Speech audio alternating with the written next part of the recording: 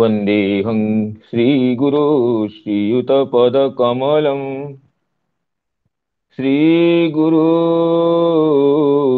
वैष्णवांश्च श्रीरूपं साग्रजातं सहगणरघुनाथान्वितं तं सजीवम् साद्वैतं सावधूतं परिजनसहितं कृष्णचैतन्यदेवं श्रीराधाकृष्णपादान् सहगणललिता श्रीविशाखान्वितांश्च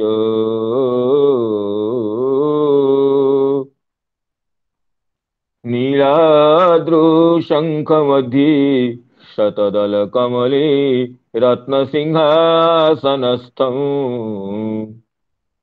सर्वालङ्कारयुक्तं नवघनरुचिरं संयुतं चाग्रजेण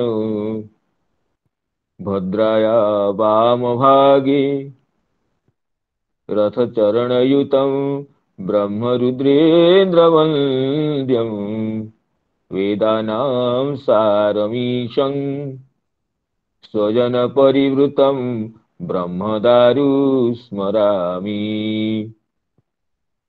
अनर्पितचरीं चिरात् करुणयावतीर्णः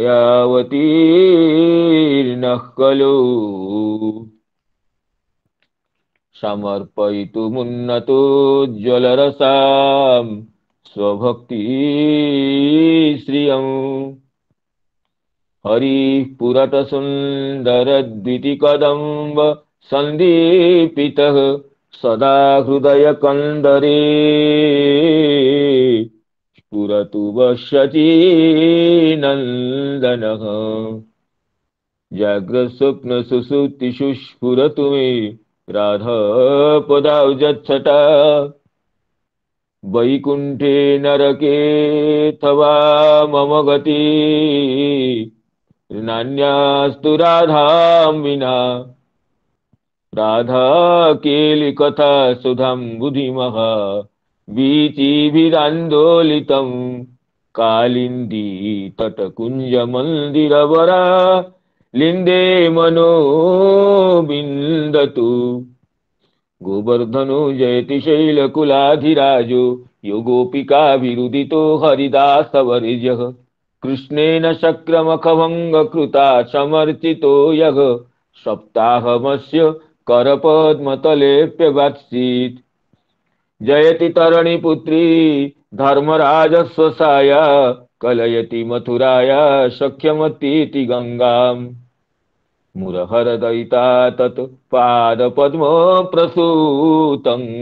वहति च मकरन्दं नीरपुरच्छलेन बृन्दावनावनिपते जय सोम सोम मौलेशनन्दन सनातन नारदेड्य गोपेश्वर ब्रजविलासी युगांघ्रि पद्मे प्रीतिं प्रयच्छ नितरं निरुपाधिकाङ्मे ससुख निवृत चेतस्तद्विदस्तान्य भावो व्यजित रुचिरलीला कृष्णसारस्तदीयम् व्यतनुत कृपयाय तत्त्वदीपं पुराणं तमखिल वृजिनघ्नं व्याससूनुं नतोऽस्मि नारायणं नमस्कृत्य नरं चैव नरोत्तमं देवीं सरस्वतीं व्यासं ततो जयमुदीरयेत् मूकं करोति वाचालं पङ्गुं लङ्घयते गिरिं यत्कृपा तमहं वन्दे परमानन्दमाधवम् बृन्दाई तुलसीदेवी प्रियायै केशवस्य च कृष्ण भक्ति प्रदे देवी सत्यवती नमो नमः वाञ्छाकल्पतरुभ्यश्च कृपा सिन्धुभ्यैव च पतितानां पावनेभ्यो वैष्णवेभ्यो नमो नमः वैष्णवेभ्यो नमो नमः। जय जय श्री। श्रीमद् भागवत कथा सत्र में समवेत समस्त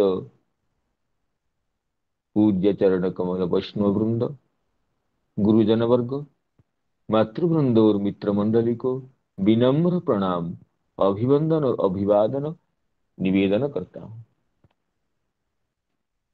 भगवत अनुकंपा से समस्त श्रोतृ मंडली की प्रेरणा से प्रत्यह श्रीमद् भागवत कथा रसास्वादन करने का यह अपूर्व सौभाग्य, दुर्लभ क्षण संप्राप्त होने से सभी की चरण कमल में पुनः पुनः कृतज्ञता निवेदन पूर्वक गत दिवस कथा की जहां विश्रांति हुई थी वहां से आगे कथा रस में प्रवृत्त होने के लिए अनुज्ञा की प्रार्थना करता हूं। जैसे देवर्षि नारद जी महर्षि वेदव्यास जी को उनकी अकृतकृत्यता, अपूर्णता के बारे में बता रहे हैं कि भगवत भक्ति का प्राधान्य न देने से धर्म अर्थ काम मुख्य के साथ गुणीभूत करके, अंगभूत करके भक्ति का प्रतिपादन करने से उनकी चित्त की यह स्थिति है, उन्हें अपूर्णता का बोध हो रहा है। अतः उन्हें भगवान की दिव्य कीर्ति का, यश का गान करना चाहिए, क्योंकि भगवान की गुणगान करना, उनकी विमल कीर्ति की मंदाकिनी में स्नान करना ही समस्त साधनों का फल है, समस्त साध्यों की उसमें परिसमाप्ति है। अगर वह नहीं होता है तो साधन व्यर्थ है, साध्य व्यर्थ है। इदं हि पुंस तपस श्रुतस्य सुइष्टस्य सुक्तस्य च बुद्धि दत्तयोः अविच्युतोऽर्थः कविभिर्निरूपितो यदुत्तम श्लोक गुणानुवर्णनम। उत्तम श्लोक अर्थात पवित्र कीर्ति श्री कृष्ण के गुण का अनुवर्णन करना ही तपस्या, दान, अध्ययन, प्रवचन और बुद्धि ज्ञान सबका अविच्युत फल है, अव्यभिचारी सिद्धि है, अव्यभिचारिणी सिद्धि है, ये बताए। और इसको पुष्ट करने के लिए देवर्षि नारद जी अपने पूर्व जन्म का अनुभव को बताए, जिसमें वो दासी पुत्र थे। उनकी माता वेदवादी ब्राह्मणों के घर में सेवा कार्य करती थी और वहां पर चातुर्मास्य समय में ऋषिगण मुनिगण आकर रहते थे। तो एक बार जो चातुर्मास्य में मैं छोटा बालक था और तो चातुर्मास्य में मुनिगण आकर रहने लगे, मुझे सेवा में नियुक्त कर दिए थे और उनकी मुझ पर दृष्टि पड़ने से मुझ में, उन ऋषियों की जब मुझ पर तुल्य दर्शन होते हुए उनकी दृष्टि मुझ पर पड़ गई तो मुझ में समस्त लोकोत्तर गुण का विकास होने लगा। उससे महात्मागण अत्यंत प्रसन्न होने लगे और मुनि उनकी सेवा करता रहा और उनकी अनुमति से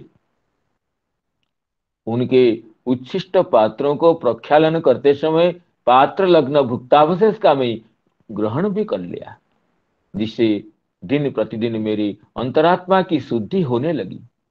तदपास्त किल्विषः अर्थात अंतरात्मा में भक्ति प्रतिबंधकीभूत जो संस्कार था वो नष्ट होने लगे और महात्माओं के मुख से कथा सुनने से उनके धर्म में, श्रवण कीर्तन में रुचि हो गई। मैं कथा सुनता रहा। इससे जो भक्ति के जो सोपान है, ये निष्ठा, रुचि, आसक्ति और श्री कृष्ण में रति और प्रेम, यहाँ तक कि भगवत भक्ति की जो परम परिणति है, प्रेम तक मेरी स्थिति हो गई।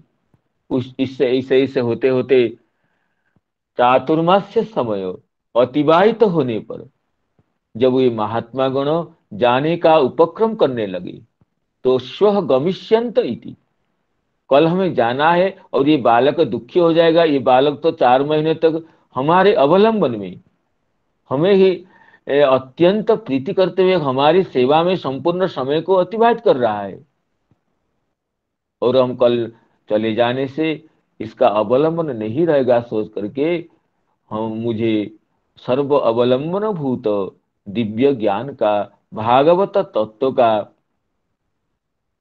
जिस भागवत तत्व के उपदेष्टा स्वयं भगवान है, जेवै भगवता प्रोक्ता उपाया ह्यात्मलब्धये अंजः पुंसाम अविदुषाम विद्धि भागवतान हितान। स्वयं भगवान अज्ञ जनों की सिद्धि के लिए अपने मुख से जिन उपायों को बताए हैं उसी को ही भागवत धर्म कहते हैं। इसको भगवान अपनी करुणा से ब्रह्मा जी को सृष्टि से पहले बताए थे, जिससे ब्रह्मा जी का सृष्टि ज्ञान करने के पटुता की प्राप्ति हुई। इसी के ही भगवान उद्धव जी को बताए हैं। इसी को ही संग्राम क्षेत्र में भगवान अपने प्रिय सखा अर्जुन को बताए थे।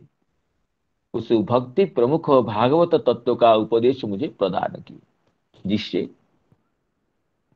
जेने वाहं भगवतो वासुदेवस्य वेधसः मायानुभावम अविदम ये न गच्छन्ति तत्पदम। उस भागवत तत्व का उपदेश प्राप्त करने से मुझे भगवान की अविचिंत्य शक्ति का, उनके चित शक्ति का, उनके करुणा का, भगवान के माधुर्य ऐश्वर्य का और त्रिगुणात्मिका जगत सृष्टिकारिणी माया शक्ति का मुझे अनुभव हुआ। जिस और इससे मेरे अंतरात्मा में परिपूर्णता का अनुभव हुआ। तो और क्या कहे ना, ये कहते हैं और भंगी से उन महात्मा गण मुझे ये तापत्रय विनाशक परमेश्वर समर्पित कर्म का उपदेश करने वाले कर्मयोग का भी, इस कर्मयोग में परमेश्वर चरण कमल में समर्पित निष्काम कर्मयोग का अनुष्ठान किया जाता है। ऐसे जो भगवत समर्पित कर्म, उसकी जो सिद्धि, उसके मार्ग का भी उपदेश किए, जिससे तापत्रय का विनाश होता है। इसको साक्षात नहीं बताए क्योंकि मेरी अवस्था बालक अवस्था होने से उस समय मेरी जरूरत नहीं थी, लेकिन भंगी से ये संकेत से, इंगित से मुझे इसको बताए। एतत् संसूचितम ब्रह्मन् तापत्रय चिकित्सितम यदीश्वरी भगवती कर्म ब्रह्मणि भावितम। इस श्लोक की कल चर्चा हो रही थी। इसमें श्री श्रीधर स्वामीपाद ये कहे थे कि तत्सा एतद् तत्साधन धर्म रहस्यं च सूचितम इत्याह एतदिति तापत्रयस्य आध्यात्मिकादेः चिकित्सितम। आध्यात्मिकादि तापत्रयों के चिकित्सा रूप भेषजम, भेषज रूप तापत्र निवर्तक तत्वशोधक रूप जो कर्मयोग मनस्तत्व को शोधन करता है। शरद ऋतु आने पर जैसे जल के पंख, जल की कालिमा अपने आप शुद्ध हो जाती है, ऐसे कर्म योग से, निष्काम कर्म योग से, भगवत समर्पित कर्म से अंतरात्मा की शुद्धि, अंतरात्मा के मलिन स्वरूप का अपने आप संशोधन परिशोधन हो जाता है। कहते हैं किंग तत् ना भगवती भावितम समर्पितम जत्कर्म। और जो कि भगवान है, परम जो कि भगवान जिसको यो ज्ञानी गण ब्रह्म के रूप में अनुचिंतन करते हैं, ध्यान करते हैं, जिस तत्व को योगी गण परमात्मा के रूप में हृदय में ध्यान करते हैं, जिस तत्व को भक्तगण षडैश्वर्यपूर्ण भगवान के रूप में अखिल गुणगण निलय अपरिमित कल्याणशाली भक्त करुणा अकेतव करुणामय भगवान के रूप में अनुभव करते हैं। इनकी लीला के समुद्र में अवगाहन करते हुए भक्तगण परमानंद को लाभ करते हैं। उन उन भगवान में कर्म को समर्पण करने से तापत्रय की चिकित्सा हो जाती है। अंत मलिन अंतःकरण भी शीघ्रातिशीघ्र विशुद्ध हो जाता है, ये भी बताए। अर्थात भगवत तत्व का उपदेश दिए, साथ साथ संसार में कर्म करते हुए कर्म की कालिमा का जिससे स्पर्श नहीं होता है, उस तरह कर्मयोग का भी उपदेश दिए। एत संसूचितम ब्रह्मण स्थापत्रय चिकित्सितम यदीश्वरे भगवती कर्म ब्रह्मणि भावितम, कर्म ब्रह्मणि भावितम। इस श्लोक की टीका में श्री चक्रवर्ती पाद भी ये बताए थे कि एवं च निर्गुणां भक्ति मयि प्रेम पर्यंतान प्रवर्त्य अनुभाव्य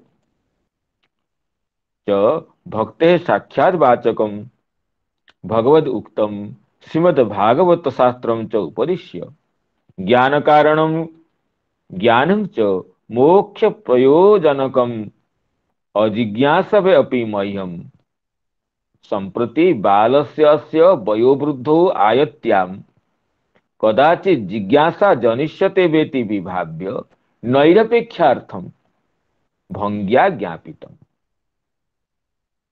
वो कदाचित भविष्यत काल में मेरी आवश्यकता हो, इसलिए भंगी से मुझे ज्ञान का कारणभूत अंतःकरण की पवित्रता के हेतुभूत कर्मयोग को भी बताए। संसूचितम भंग्या सूचितम न तो साक्षात उक्तम कथम न मत प्रयोजना भावा। शैशव अवस्था में, बाल्यावस्था में कर्मयोग की क्या आवश्यकता है? बाल्यावस्था में तो व्यक्ति पराधीन होकर माता पिता के अधीन होकर रहता है, उसे स्वतंत्र रूप से कर्म करने की गुंजाइश ही नहीं होती, अवसर ही नहीं आता है। तो अतः मत प्रयोजनाभावात साक्षात न उक्तम भंग्या सूचितम किं तत् न तापत्रय से आध्यात्मिकादेह चिकित्सितं भेषजं निवर्तकम तदेव किं जत स्वस्वभावानुसारेण ईश्वरे परमात्मनि वा भगवती षडैश्वर्यवती वा ब्रह्मणि तदीय निर्विशेष स्वरूपे वा कर्म भावितं समर्पितम। इस तरह एत संसूचितं ब्रह्मं स्थापोत्रय चिकित्सितं यदीश्वरे भगवती कर्म ब्रह्मणि भावितम। इस श्लोक की चर्चा हो गई। अब अग्रिम श्लोक में ये बताते हैं, देखिए अत्यंत व्यावहारिक और उपयोगी सिद्धांत को सूचित करते हैं, जो एक अत्यंत व्यावहारिक है। कहते हैं एक आमयो यश्च भूतानाम आमयो यस्नमो आमयो, कहाँ है? हाँ, भावितम आमयो यश्च भूतानाम जायते येन सुब्रत तदेव ह्यामयं द्रव्यम न पुनाति चिकित्सितं तदेव ह्यामयं द्रव्यम न पुनाति चिकित्सितं न पुनाति चिकित्सितम्।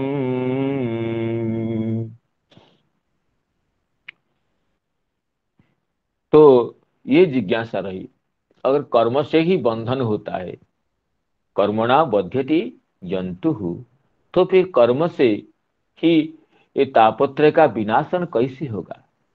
इसको अत्यंत व्यावहारिक सिद्धांत ते बता रहे हैं कि आमयो जश्च भूतानाम यायते येन सुब्रत, हे सुब्रत, हे उत्तम व्रतधारी महर्षि महर्षि, हे वेदव्यास जी, हे पराशर नंदन, हे सत्यवती तनय, ये सुनिए, जिस द्रव्य से रोग की उत्पत्ति होती है, जिस द्रव्य से, जिस वस्तु के सेवन से हमें शरीर में व्याधि की उत्पत्ति होती है, व्याधि का आविर्भाव होता है,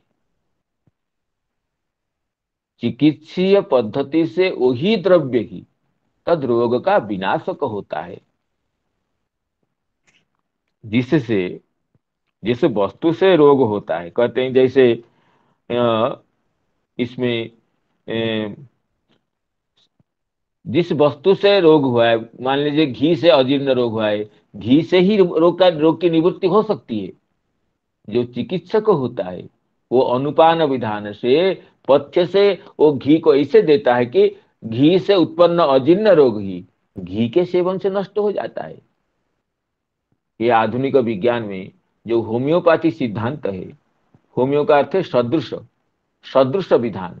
जिस जिस वस्तु से रोग की उत्पत्ति हुई है उसी की चिकित्सा विधान से ग्रहण करने से वह रोग दूर हो जाता है।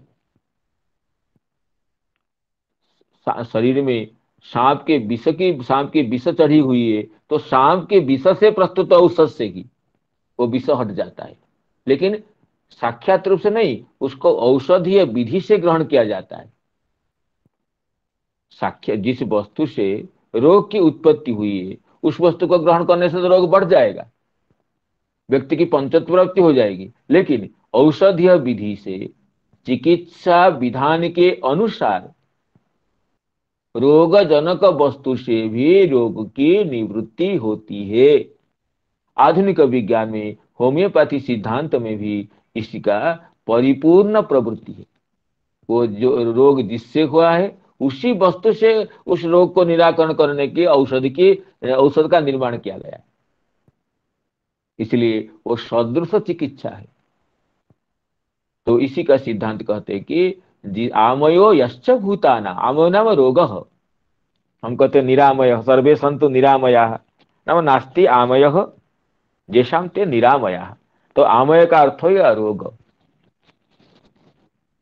तो आमय यश्च भूतानाम, प्राणियों का जिससे आमय की मैंने रोग की उत्पत्ति होती है उसी वस्तु को साक्षात ग्रहण करने से रोग की कभी निवृत्ति नहीं हो सकती है, लेकिन चिकित्सितम, चिकित्सा विधान से उस वस्तु को ग्रहण करने से रोग निवृत्ति हो जाती है।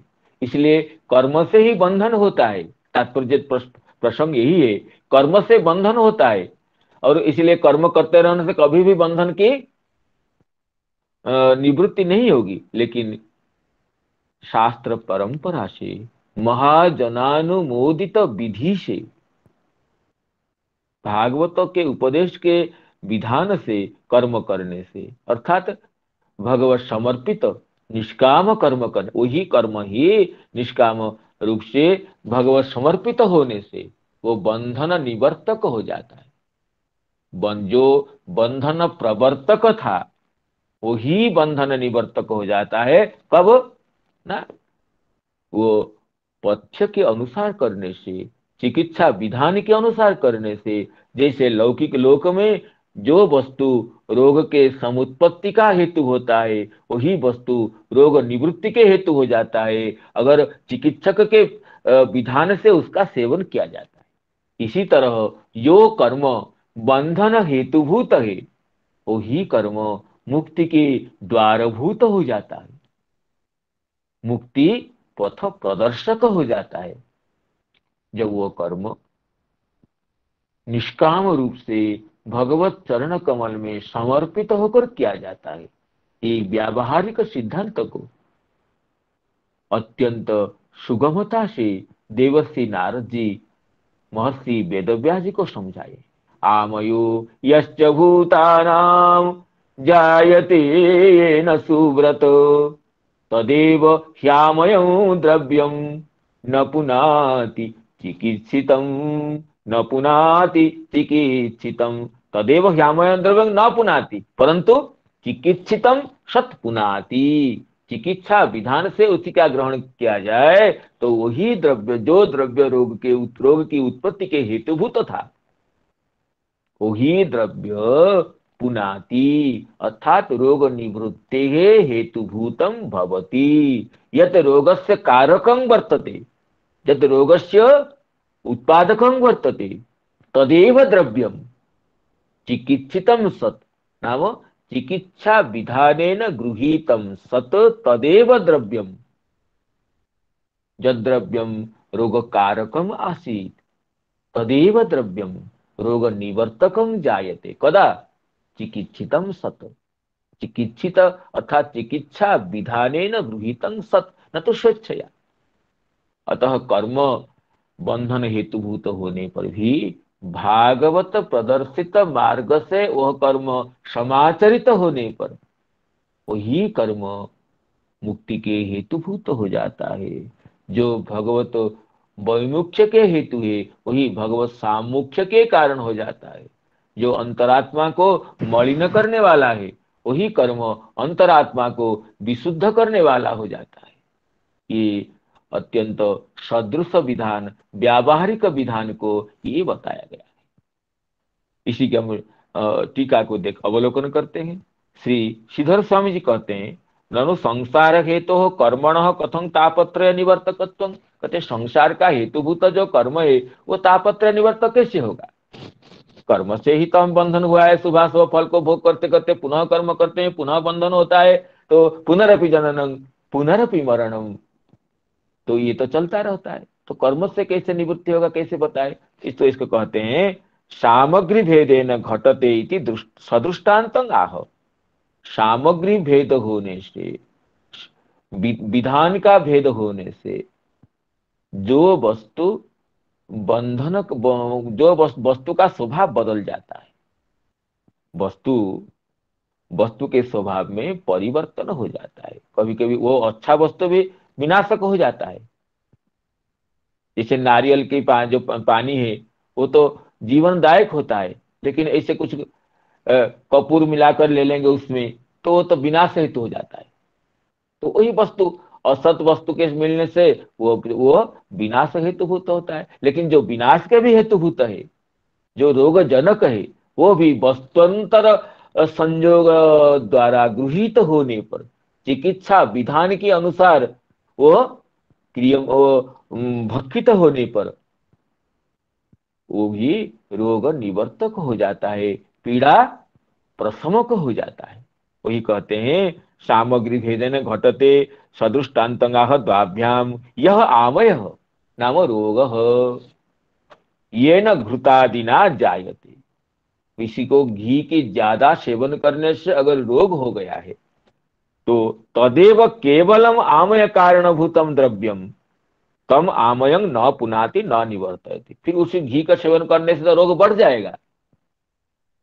तो किंतु चिकित्सितम द्रव्यांतरे भावितम सत पुनाति, उसी में द्रव्यांतर मिलाकर लेने से जो वस्तु बंधन का हेतुभूत है उसमें द्रव्यांतर मिलाकर लेने से वही वस्तु बंधन विनाशक हो जाता है। द्रव्यांतर मिश्रित करके उसको लेने से वस्तु का स्वभाव में परिवर्तन हो जाता है। दे तो ऐसे प्रसिद्ध है कि घी में अगर सेंधा नमक मिलाकर लेंगे, जो जो घी से रोग दूर हुआ है वो रोग नष्ट हो जाता है। और जो अजीर्ण रोग ये वही दूर कर देता है। और भी विधान कुछ होंगे इसे, क्योंकि घी से जो अग्निमांद्य हुआ है तो वही अग्निमांद्य द्रव्यांतर संयुक्त घी से ही नष्ट हो जाता है। जैसे बन्ही तप्तम अंगम बन्हीना साम्यति। अगर बन्ही से किसका थोड़ा सा जल गया है, फिर थोड़ा घी लगाकर दिखाने से वह वही ज्वाला नष्ट हो जाती है। जिस बन्ही से पीड़ा हुई है, लेकिन उस स्थान पर थोड़ा घी का अनुलेपन करके फिर बन्ही स्पर्श होने से, ताप स्पर्श होने से वही ज्वाला उपशांत हो जाती है।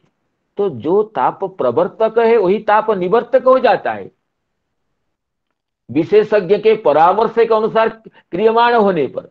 इसी तरह कर्म भी जो कि बंधन के हेतुभूत है वही बंधन के निवर्तक हो जाता है, शास्त्र परंपरा के अनुसार भगवत चरण कमल में समर्पित होकर के निष्काम रूप से कर्तृत्व अभिमान रहित होकर के करने से। वही कहते हैं कि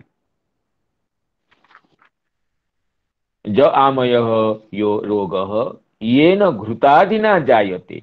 तदेव केवलम आमय कारणभूतम द्रव्यम तम आमयम न पुनाति। हाँ, तो अर्थ इसमें कहते हैं श्री वंशीधराचार्य जी इसमें अत्र आक्षिपति नन्विति इत्यर्थः पवनम। हम्म, पवनम नाम पवित्रीकरणम इति पुण्य धातु अर्थ न पुनाति। तो जो पुण्य धातु है उसका अर्थ है पवित्रीकरण। तच्च मलापकर्षणम एव मल दूरीकरणम इति यावत। तो पुनाति का अर्थ है मल का अपकर्षण करना, मल को दूरीभूत करना। तो अत उत्तम निवर्तयति।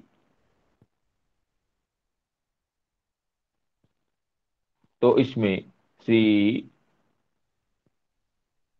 विजय ध्वजाचार्य जी कहते हैं सुव्रतम। सुव्रत शब्द का अर्थ है सुखमेव व्रतम जेन स तथा तस्य समुद्धि है सुव्रत।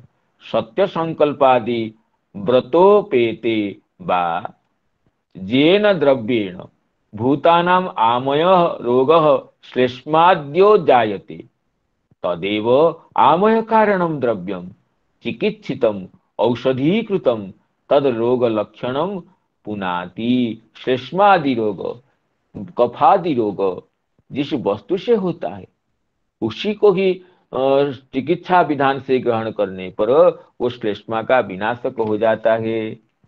तो इसी को ही श्री चक्रवर्ती पाद श्रीधर स्वामी जी के मत को अनुवर्तन करते हुए कहते हैं ननु संसार हेतु हो कर्मण कथम तापत्र निवर्तकत्वम सत्यम सामग्री भेदेन घटते इति सदृष्टान्तम आह द्वाभ्याम जह आमयः रोगः येन घृतादिना जायते तदेव घृतादि द्रव्यम चिकित्सितम औषधांतर वासितं सत। उसमें औषधांतर का संयोग करने से वही घृत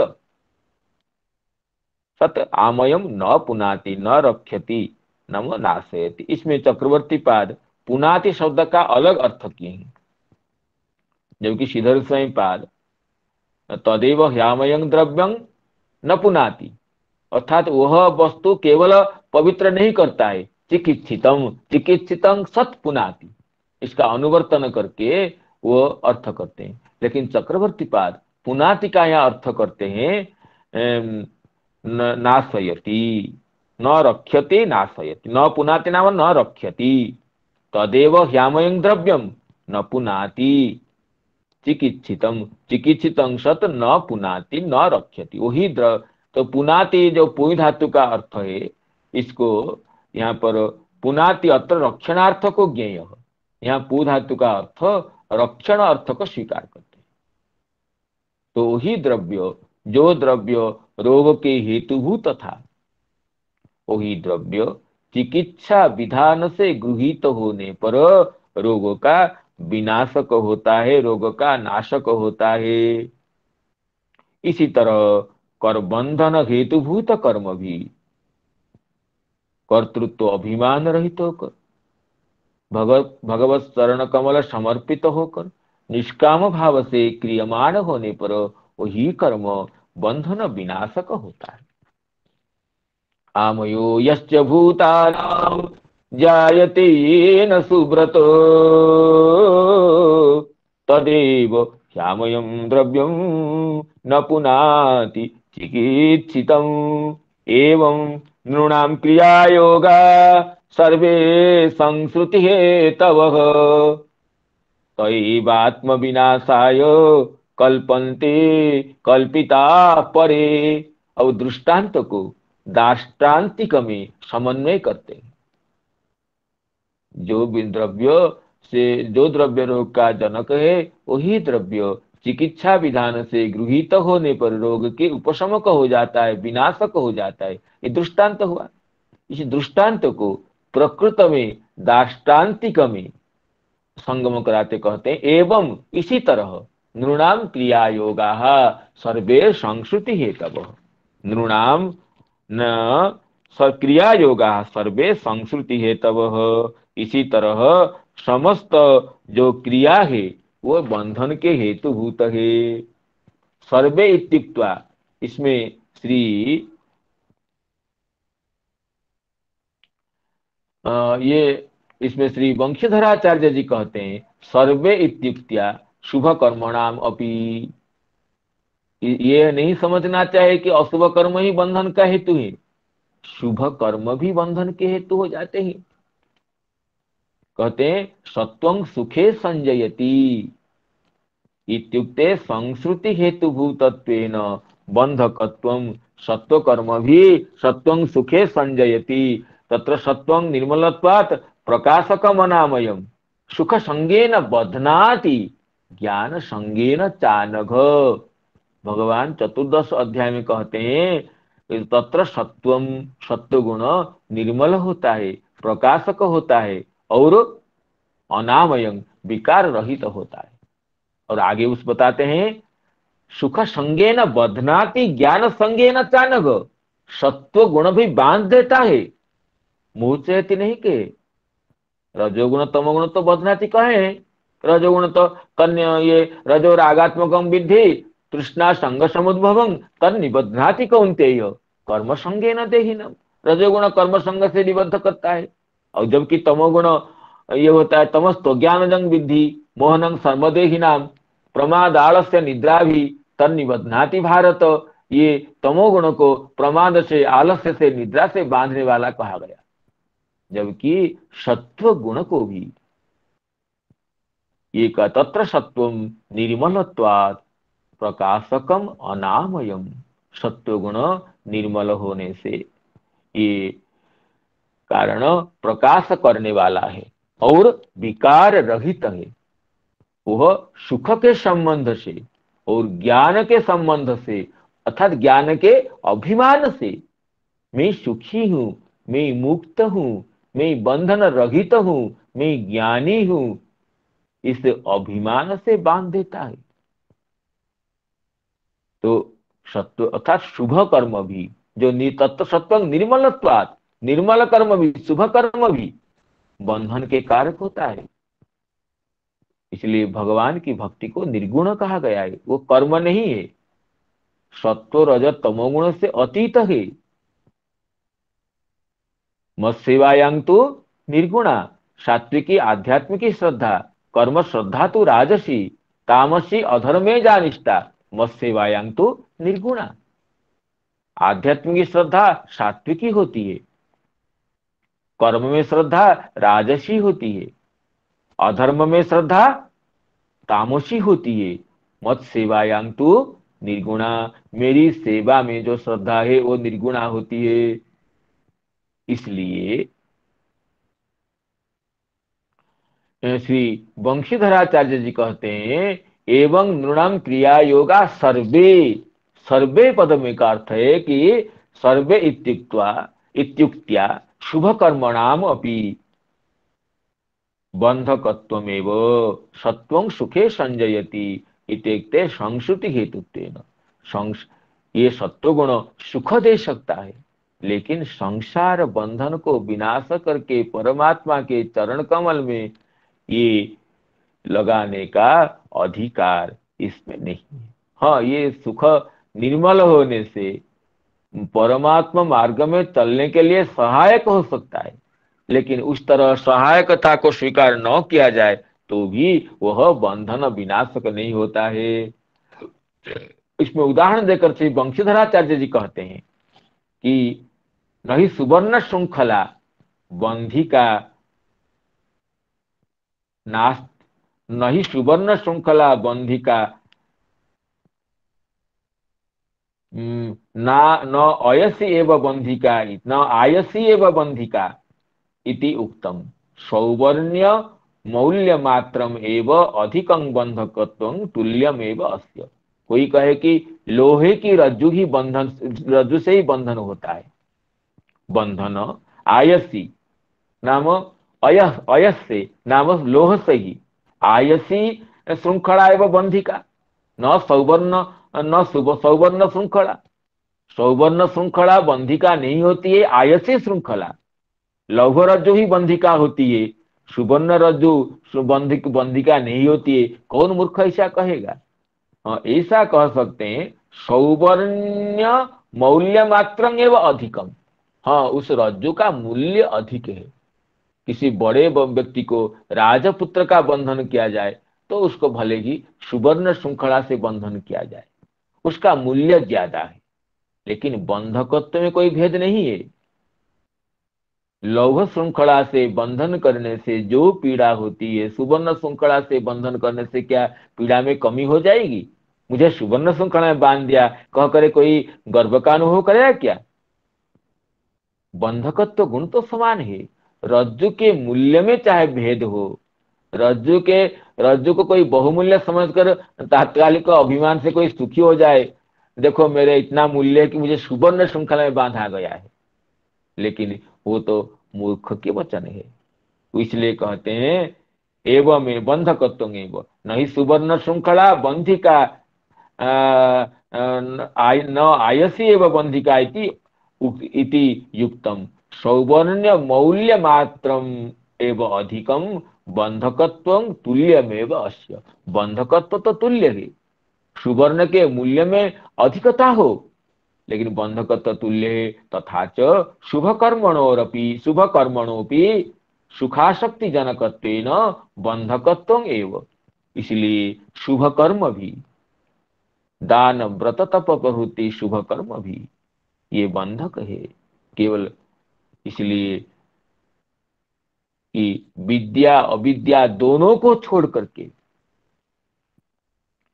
अविद्या से विद्या से अविद्या को छोड़ना है, और आत्मोपलब्धि से परमात्मोपलब्धि से विद्या को भी छोड़ करके भगवान के चरण कमल को प्राप्त करने की बात उपनिषद में कही गई है। तो यही कहते हैं कि एवं नृणाम क्रिया योगा सर्वे संस्कृति है तब। समस्त क्रिया योग समस्त कर्म संस्कृति के हेतु है। तएव आत्मविनाशाय कल्पन्ते कल्पिता परे। जो कर्म संस्कृति के संसार के हेतुभूत है, तएव आत्मविनाशाय ना वो अपने स्वरूप को नष्ट करने के लिए वो समर्थ होते हैं, अपने उनका कर्म का कर्मत्व ही नष्ट हो जाता है। तो कदा ना कल्पिता परे, परे नाम परस्मिन् ब्रह्मणि परमेश्वरे भगवती कल्पिता समर्पिता। भगवान की श्री चरण कमल में, अपने प्रिय श्याम सुंदर के चरण कमलों में चरणारविंद में समर्पित होने से कर्म का स्वरूप ही नष्ट हो जाता है, कर्म में अकर्म ही आ जाता है। कर्म में अकर्मत्व की उत्पत्ति हो जाती, कर्म अकर्म हो जाता है, कर्म बंधन कारक नहीं हुआ। जैसे भागवत में, श्रीमद् भागवत में वस्त्र हरण प्रसंग में भगवान श्री ब्रजेंद्र कुमार ब्रज की गोपिकाओं को कहते हैं, न मैया वेष्ट धियाम काम कामाय कल्पते भर्जिता कोथिता धाना प्रायो बीजाय नेशते। न मय्यावेशित धियांग मयि आवेशिता धीहि येषाम तेषाम। जिनकी बुद्धि, जिनका अंतःकरण मुझ में प्रविष्ट हो गया है, जो अंतरात्मा में, अंतरात्मा से मुझे समर्पित हो गए हैं, मुझ में चित्त वृत्ति को लगा दिए हैं, उनके कामना भी कामना के रूप में नहीं रहती है। उनका कामना तो कामना को कामना के स्वरूप को ही नष्ट कर दिया है। जैसे सांप के विषदंत को तोड़ देने से उस सर्प के दंशन में भी दंशनत्व नहीं रहता है। सर्प के विषदंत को तोड़ देने से, वो टूट जाने से, वो सर्प के दंशन से भी विष नहीं फैलता है। लगता है कि सर्प का दंशन हुआ, लेकिन विषदंत के अभाव से भग्नदंत न्यायेन, भग्न विषदंत न्यायेन सर्प दंशन भी वह दंशनत्व गुण से रहित है। इस तरह कि न भगवान कहते हैं गोपिकाओं को, न मैया वेशित धियाम कामो कामाय कल्पते भर्जिता क्वथिता धाना प्रायो बीजाय नेशते। धाना, यव को, यव को जब हम भर्जित कर देंगे, भून देंगे, या कोथिता, उसको उबाल देंगे। भर्जित, भूनने से या उबालने से जो यव, जो धान्य है, वह बीजाय नेशते, उसमें बीज तो नहीं रहता है, वो अंकुरित नहीं होता है। दिखता है तो बीज, भर्जित होने पर, क्वथित होने पर भी, भूनने से या उबालने से उसकी आकृति में तो वही रहती है, आकृति में विशेष परिवर्तन नहीं दिखाई पड़ता है, लेकिन उसके बीजत्व तो नष्ट हो जाता है। बीज का बीजत्व तो क्या है ना, अंकुरोद्गम सामर्थ्य। बीज में अंकुर उत्पत्ति करने की, अंकुर रूप में परिणत होने की जो योग्यता है, वही बीज का बीजत्व है। केवल बीज आकृति होने से हम उसको बीज नहीं कहेंगे। अंकुरोत्पत्ति क्षमता होने से, अंकुर रूप में बीज अगर जो परिणत हो जाएगा और पुष्पित, पल्लवित होगा, पुष्पित होगा, फलित होगा, तो उसको हम बीज कहते हैं। अगर वो नहीं है तो बीज की आकृति मात्र से उसको हम बीज नहीं कहेंगे। उसी तरह कामना की आकृति मात्र से कामना कामना नहीं बन जाती है, कामना बंधन कारण नहीं होती है। तो कौन सी कामना ना, मैया बेशित धियाम, मेरे चरण कमलों में जिनकी बुद्धि समर्पित हो गई है, जो स्वर्ग अपवर्ग को छोड़ करके मेरी प्राप्ति को ही जीवन के परम सत्य माने हैं, परम लक्ष्य माने हैं, मेरे लिए सब कुछ छोड़ दिए हैं, उनके कर्म भी, कामना भी, वो उनके कर्म में कर्मत्व नहीं होता है, उनके कामना में कामनात्व नहीं होता है। तो इसलिए यही कहते हैं आत्म विनाशाय, तएव माने तेव आत्म विनाशाय, अपने स्वरूप का विनाश हो जाता है। कर्म भी अकर्म हो जाता है।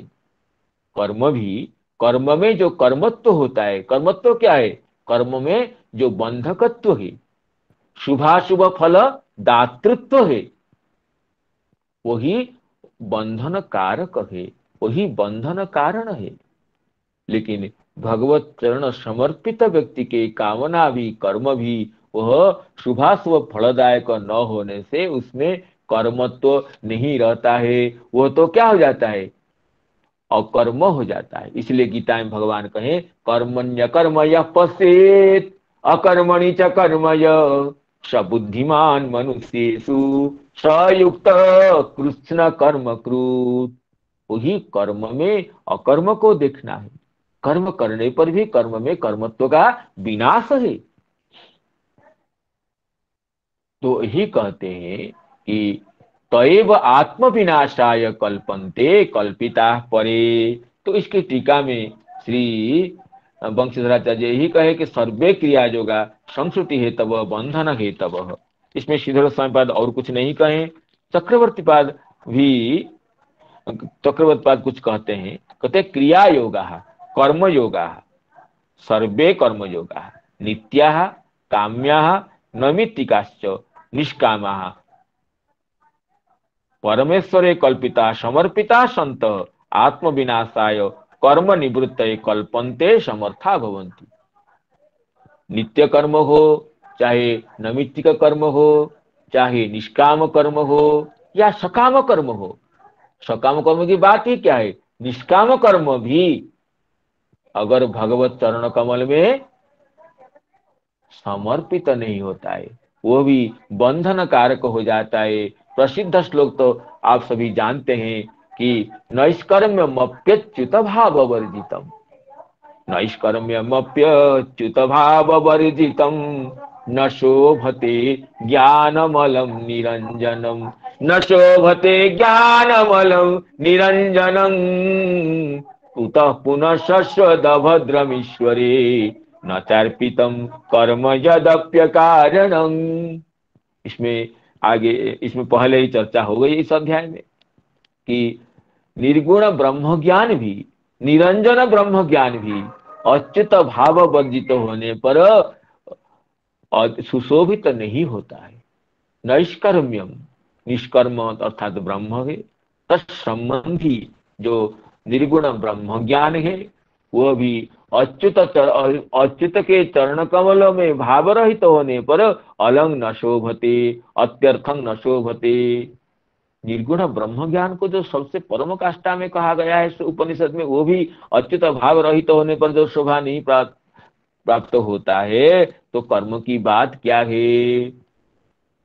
कुतः पुनः शश्व दभद्रमीश्वरे, जो कर्म साधन के समय में और फलोत्पत्ति के समय में, दोनों समय में ही क्लेश है, वह कर्म अगर भगवत संबंध रहित हो तो उसमें उससे मंगल की कामना हम कैसे कर सकते हैं। कुतः पुनः शश्वत अभद्रम ईश्वरे नचार्पितम कर्म यद्यपि अकारणम, अगर सकाम कर्म तो बंधन कारक है ही भगवत समर्पित न होने से, यद्यपि अकारणम निष्काम कर्म भी अगर भगवान भगवत संबंध रहित तो होता है, चाहे उसको कोई अज्ञ व्यक्ति उसकी कितनी प्रशंसा कर ले, वो बड़े कर्म जोगी है, निष्काम कर्म करता है, वो निरुपाधिक कर्म करता है, सेवा में लगा हुआ है, लेकिन अगर उसमें भगवत चरण कमल का संबंध नहीं हो, वो तो न शोभते।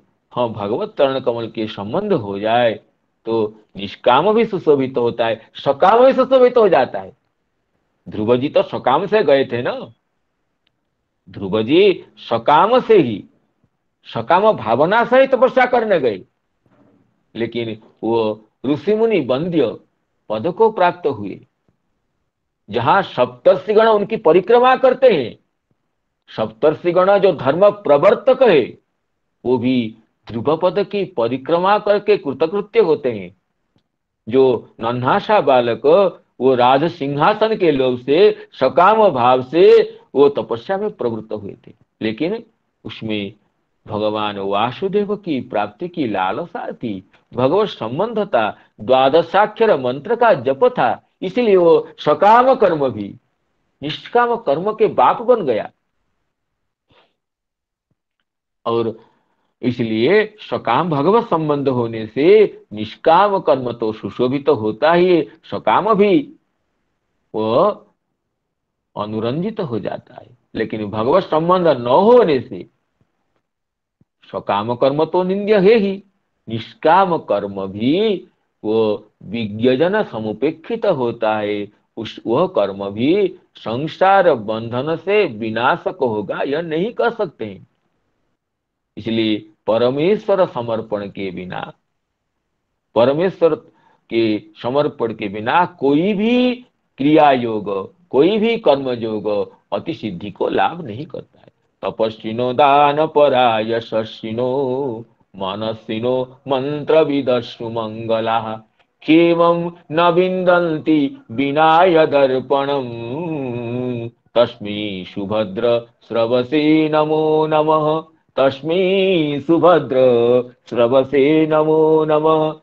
द्वितीय स्कंद के चतुर्थ अध्याय में मंगलाचरण प्रसंग में सुखदेव जी ये कहें, तपस्विन, तपस्वी गण हो, यशस्वी गण हो, दान पर व्यक्ति हो, मनस्वी चाहे हो, चाहे मंत्रविद हो, कितना बड़ा मंगलकारक हो, क्षेमम न विन्दन्ति बिना जदर्पणम, जिनके चरण कमलों में अपने कर्म को, अपने आप को समर्पण के बिना क्षेम को, मंगल को प्राप्त नहीं करते हैं। तस्मै सुभद्र स्रवसे नमो नमो, उन पवित्र कीर्ति श्री वासुदेव भगवान को, नंदनंदन श्री कृष्ण को, भगवान पवित्र कीर्ति अमल आत्मा मुक्त महामुनिंद्र परिभावित श्री यदुनंदन को, यशोदा तनय को प्रणाम करते हैं। तो यहाँ पर यही कहते हैं कि क्रिया योगा, कर्म योगा सर्वे नित्या, सर्वे का अर्थ है नित्या, काम्या, नैमित्तिकाश्च निष्कामः परमेश्वरे कल्पिता समर्पिता संत आत्म विनाशाय, नाम कर्म निवृत्तये, अपने स्वरूप को परिवर्तन करने में, कल्पन्ते समर्था भवन्ति। तो इस तरह इसमें श्री जीव गोस्वामी पाद कहते हैं क्रम संदर्भ में आत्म विनाशाय, कहते हैं आत्म शब्दो अत्र कर्म जाति पर एवं नृणाम क्रिया योगा सर्वे संस्कृति हेतवः तएव आत्म विनाशाय कल्पन्ते कल्पिता परे। आत्म विनाश का अर्थ है कर्म अपने कर्मत्व जाति को विनष्ट कर देता है। जाति ही तो व्यक्ति का परिचय के हेतु है। ये घट क्यों है ना, घटत्व तो इसमें है, और घट में घटत्व तो न हो तो घट कहाँ है। तो इसलिए आत्म विनाशा का अर्थ है कर्म जाति विनाशाय। उसको कर्म इसलिए कहा जाता है कि उसमें कर्मत्व है। वस्तु की परिचायिका जाति होती है, जाति का आधार व्यक्ति होता है, जाति के आधार तो व्यक्ति होती है। घटत्व घट में रहता है, लेकिन घटत्व घट में रहने पर भी घट की परिचायिका जाति होती है, व्यक्ति की परिचायिका जाति होती है, वो जाति व्यक्ति में रहती है। इसी तरह कर्म किसका कहेंगे ना, जिसमें कर्मत्व हो, कर्मत्व विशिष्टम कर्म। अगर कर्मत्व नहीं रहा तो कर्म क्या कहा जाए, क्रिया मात्र कहेंगे उसको, ओ उसको चेष्टा मात्र कहेंगे। तो इसमें इसलिए जीव गोस्वामी पाद कहते हैं कि अत्र आत्म शब्दोत्र कर्म जाति पर आत्म विनाशाय नाम कर्मत्व विनाशाय, कर्म जाति विनाशाय, कर्मत्व विनाशाय कल्पते समर्थो भवति। एवं नृणाम क्रिया योगा सर्वे संश्रुति हेतवः, एवं नृणाम क्रिया योगा सर्वे संश्रुति हेतवः तयैवात्म विनाशाय कल्पन्ते कल्पिता परे, तयैवात्म विनाशाय कल्पन्ते कल्पिता परे।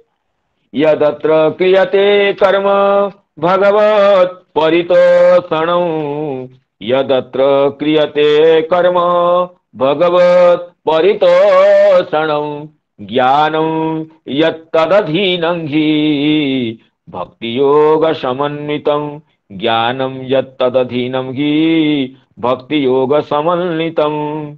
ये परवर्ती श्लोक में 35तम श्लोक में कहते हैं यदत्र क्रियते कर्म भगवत परितोषणम, अतः भगवत परितोषणम जत कर्म क्रियते, भगवान के परितोष के हेतुभूत, भगवान के संतोष के लिए सर्वं ब्रूणीमघेते परितोषणाय। ये प्रचेतागण कहते हैं हम जितने भी तपस्या हम लोगों ने किए, जो भी हम साधन किए, सर्वम ब्रूणीमघेते परितोषणाय, हम चाहते हैं हमारा समस्त कार्य, समस्त शुभ कार्य, व्रत तपस्या दान आपके संतोष के लिए हो जाए। ये कि संभव नहीं है कि भगवान को कोई कर्म संतुष्ट कर सके, लेकिन हम ये प्रार्थना करते हैं, हम चाहते हैं कि हम जितने दिन जल में रह करके तपस्या किए हैं, सर्वम ब्रूणीमघेते परितोषणाय, आप उन कर्मों से आप प्रसन्न हो जाए। कि भगवान प्रसन्न भगवान के प्रसन्न होना ही समस्त कर्मों की पूर्णता है, समस्त कर्मों की परिपूर्णता है। और भगवान प्रसन्न नहीं होते हैं, कितना बड़ा भी कर्म हो वो तो बेकार है। और प्रसन्न भगवान कब होंगे, जब व्यक्ति निरभिमान होकर के, कर्तृत्व बुद्धि रहित होकर के भगवान के चरण कमलों में अपने आप को समर्पित कर देता है, तब भगवान की प्रसन्नता का कोई हेतु हो सकता है। नहीं तो कर्म में क्या सामर्थ्य है कि वो सच्चिदानंद घन परमात्मा को प्रसन्न कर सके। कर्म तो जड़ होता है, कर्म तो उत्पत्ति के बाद क्षण में वो विनष्ट होता है, वो तृतीय क्षण विनाशी कर्म होता है। लेकिन वो कर्म भगवत समर्पित होने से, भगवान इससे प्रसन्न हो जाए, ये शुद्ध भावना होने से वो कर्म प्रसादक होता है। कहते हैं यदत्र क्रियते कर्म भगवत परितोषणम, ज्ञानम यत् तदधीनम ही, उसी के अधीन ज्ञान है। भक्ति योग समन्वित, वो ज्ञान भी भक्ति योग समन्वित होने से वो ज्ञान भी सुशोभित होता है। इसी तरह देवर्षि नारद जी इस प्रकरण को आगे चलाते बढ़ाते हैं। तो इन तीन श्लोकों को आवृत्ति करते हुए मैं अपनी वाणी को विराम देना चाहूंगा। आमयो यश्च भूतानां जायते येन सुब्रत, तदेव ह्यामयं द्रव्यं न पुनाति चिकित्सितम्। एवं नृणां क्रियायोगा सर्वे संसृति हेतवः, त एवात्म विनाशाय कल्पन्ते कल्पिता परे। यदत्र क्रियते कर्म भगवत् परितोषणम्, ज्ञानं यत्तदधीनंगी भक्ति योग समन्वितम्। हरे कृष्ण कृष्ण कृष्ण कृष्ण हरे हरे, हरे हरे राम राम राम हरे हरे।